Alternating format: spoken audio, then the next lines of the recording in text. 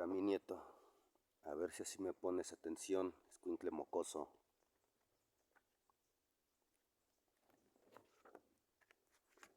Hermanos Grimm, cuentos. Prólogo. Alemania fue la cuna de lo que podríamos llamar un insigne escritor de dos cabezas, conocido comúnmente como los hermanos Grimm, cuyos cuentos han alimentado la imaginación de múltiples generaciones. Sus historias hablan de amor, como es el caso de La Cenicienta, de la cual el francés Charles Perrault hizo su propia versión. Blancanieves y la Bella Durmiente, de valor a toda prueba, como un sastre valiente, Pulgarcito y las 7 cabras y el lobo.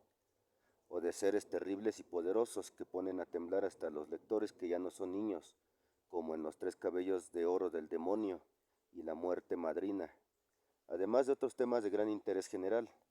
Pero los hermanos Grimm también se interesaron en el estudio de su propia lengua y de las tradiciones de su nación, de modo que entre sus obras se encuentran el diccionario alemán, compuesto de 33 tomos, y la gramática alemana, así como las obras Mitología alemana y Leyendas alemanas. En buena medida, sus conocimientos de la literatura popular germánica serían la base de sus relatos, que han sido llevados al teatro, la ópera y el cine en varias ocasiones, y sus personajes centrales se hallan estampados en variados artículos de uso diario. Cabe señalar que, en el campo de la lingüística, los hermanos Grimm se condujeron siempre con apego al método científico, pero no por ello dejaban de lado su religiosidad, de modo que atribuían un origen divino al lenguaje humano, en razón de su complejidad, pero sobre todo por la función poética que se usa para hacer literatura.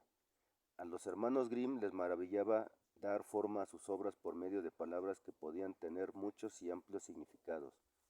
Por cierto que, hablando de lenguaje, se dejaron seducir por el español, idioma que el políglota rey Carlos V de Alemania y I de España consideraba el único adecuado para hablar con Dios. El amor de los Grimm por nuestro idioma se demuestra en su obra Silva de romances viejos, que es una antología comentada de romances españoles. Jacob y Wilhelm Grimm nacieron en Hesse, Alemania. Jacob vino al mundo en 1785, en tanto que su hermano nació un año después, pero murió 4 años antes que Jacob. Su enamoramiento de los cuentos de hadas generó con el que se hicieron mundialmente famosos.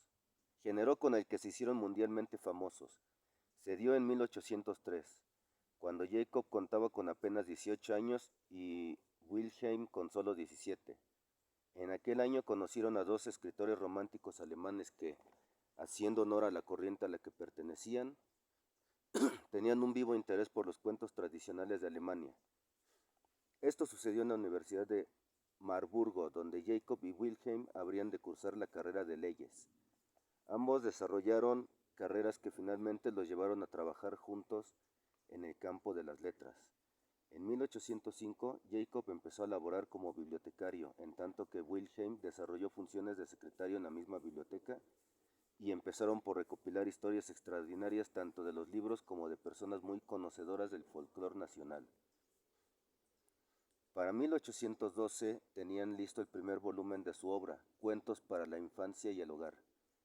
El empeño que ponían en su labor de recopiladores hizo que en 1815 publicaran el segundo volumen. Estos libros carecían de ilustraciones y abundaban en notas eruditas acerca del folclore alemán, y ello en buena medida debió de contribuir a que su venta fuera escasa. Pero con el tiempo, gracias a ellos, se conocieron en todo el mundo las aventuras y desventuras de la Cenicienta, Blancanieves, los 6 cisnes, el pájaro de oro y los 7 cuervos, entre otras. Los recopiladores se habían vuelto coautores al poner su sello personal en estas versiones cultas de los relatos populares que habían pasado de generación en generación. Y al haber fijado en el papel su versión, los hermanos Grimm hicieron que se fueran olvidando las historias originales, mucho más crudas que las narraciones que conocemos. El suavizar los relatos se debió, en buena medida, a que el público burgués pensó que iban dirigidos principalmente a los niños, lo que los autores negaron enfáticamente, pese al título que le habían puesto a sus tomos. Así que, para evitar la censura, los autores disminuyeron los rasgos de crueldad. Por ejemplo, en Hansel y Gretel, la mamá fue cambiada por una madrastra, pues no se concebía en su tiempo que una madre abandonara a sus hijos en medio del bosque. O bien, en Blancanieves, la madrastra ya no era obligada a bailar hasta morir calzando zapatos de hierro al rojo vivo. Además, los Grimm disfrazaron la libido reprimida en el cuento de Caperucita Roja y se esforzaron por no hablar explícitamente de castigos infundados como los que se cometen contra las fieras que solo comen por hambre, no por maldad. En 1825 al fin lograron el éxito, gracias a la edición ilustrada de los 50 mejores relatos de los 2 volúmenes de cuentos para la infancia y el hogar, que en total contenían 210 narraciones. Jacob y Wilhelm fueron profesores de la Universidad de Gotinga, fundada por el monarca británico Jorge U, y en Kassel, aunque en la escuela superior de esta población ingresaron con 10 años de diferencia. Jacob en 1829 y Wilhelm en 1839. De hecho, al menor siempre se le dificultó conseguir trabajo debido a sus problemas cardíacos.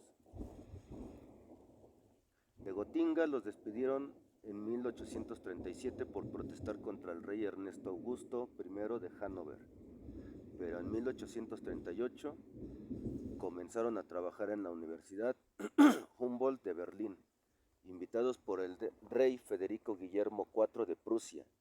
Por las mismas fechas se les nombró miembros de la Academia de Ciencias de Prusia, debido a sus trabajos lingüísticos. Por este tiempo publicaron la segunda edición de sus cuentos. Los escritores también incluyeron cuentos franceses como Barba Azul y El gato con botas, los cuales conocieron gracias a la familia Wild, a la que Wilhelm ingresó en calidad de yerno, pues se casó con Henrietta Dorothea Wild, pero los relatos franceses no formarían parte de los volúmenes Cuentos para la infancia y el hogar por mucho tiempo, pues los hermanos Grimm querían ofrecer algo netamente alemán, para enfrentar los deseos del invasor Napoleón de combatir el folclore germánico. En 1857 se publicó la edición final de los relatos recopilados y elaborados por los imaginativos hermanos, y tantos cambios le habían hecho que el público decidió llamar ahora los volúmenes simplemente Cuentos de hadas de los hermanos Grimm. Wilhelm murió el 16 de diciembre de 1859 y fue enterrado en el antiguo cementerio de San Mateo de Schöneberg, Berlín. Por su parte, ya anciano, Jacob ingresó al Parlamento de Frankfurt y murió 4 años después que su hermano, el 20 de abril de 1863. Fue igualmente enterrado en Berlín. Ambos hermanos legaron a la humanidad una genial colección de cuentos en los que subyace el espíritu medieval de Alemania, que ahora nos pertenece a todos. Sergio Gaspar Mosqueda. Es el prólogo.